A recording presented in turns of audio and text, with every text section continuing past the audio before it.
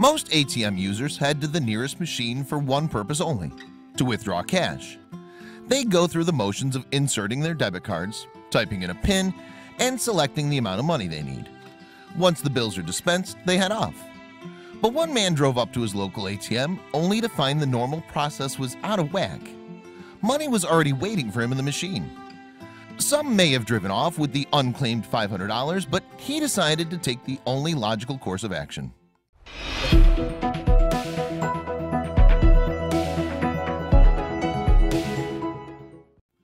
On November 11, 2015, Bobby Puryear of Modesto, California, headed to his local drive-thru ATM, likely expecting a quick in-and-out trip.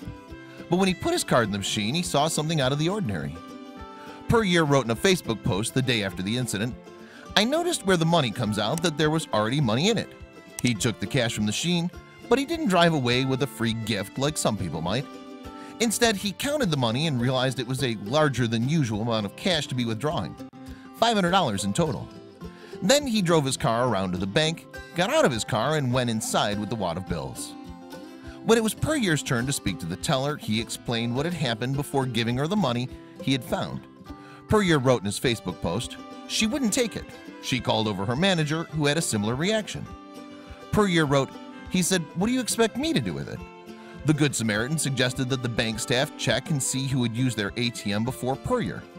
Perhaps withdrawal records would show whose account had been reduced by $500.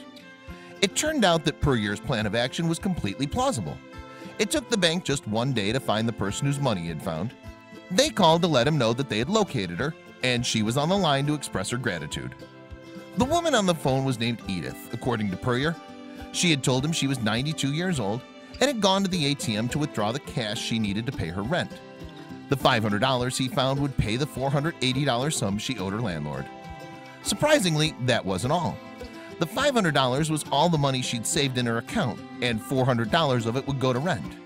And to thank Puryear properly, Edith said she wanted to give him the $20 left over after she paid her rent. That was all the cash she had to get through the rest of the month, though, and Puryear knew it. He turned down her offer quickly and graciously. "I told her absolutely not, and have a great day," he wrote. After that, Puryear hung up the phone, but he couldn't stop thinking about the woman with whom he'd just had a conversation. Even though she got her $500 back, she'd still only have $20 to get her through until next month. Eventually, he decided to stop worrying about her financial situation and do something about it. He called the bank once again, but this time he put in a different request. He wanted to transfer money from one account to another. Puryear had the bank move $200 from his account to Edith's, an action he likely thought was the end of the exchange with the elderly woman.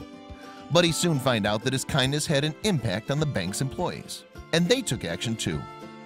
Immediately upon hearing that Puryear gave the old woman $200, one bank employee transferred $100 of his own money into Edith's account. She went from a balance of $0 to a healthy $300. It wouldn't end there. The bank's team of tellers then held a fundraiser of their own. Among themselves, they gathered another $300 to transfer into Edith's account too.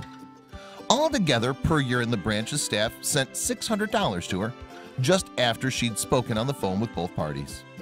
The donation undoubtedly made the 92-year-old's day, but also warmed Puryear's heart. He wrote, "Today was a good day. Merry Christmas a little early, Edith." The Facebook post in which he shared his story eventually touched a huge amount of readers too. Since sharing his story on November 12, 2015, Puryear's post has been shared almost 178,000 times. It's garnered 127 Facebook reactions, including like and love, and it has more than 60 comments, many of which praised Puryear's efforts. But no one could sum up the moral of the story quite like Puryear himself, who added a comment later to his original post. He said, "I think we all just need to help each other. If everybody would help each other, we wouldn't have all the hate and problems we have now." He went on to encourage others to pay it forward like he had. Doing so had quite a few benefits, according to Puryear. He wrote, "Just be kind and help one another. It's not hard and it's very rewarding, and it just makes you feel good."